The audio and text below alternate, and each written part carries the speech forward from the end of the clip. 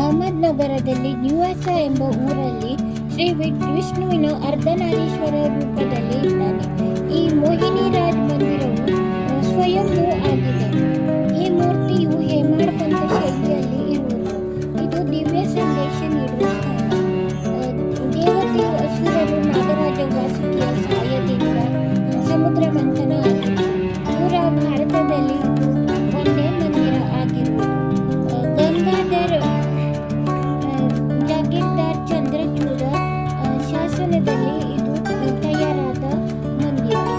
1773ರಲ್ಲಿ ಮುಸ್ಲಿಮರು ಮಂದಿರದ ಮೂರ್ತಿಯನ್ನು ನದಿಯಲ್ಲಿ ಬೀಸಿ ಒಗೆದು ನಂತರ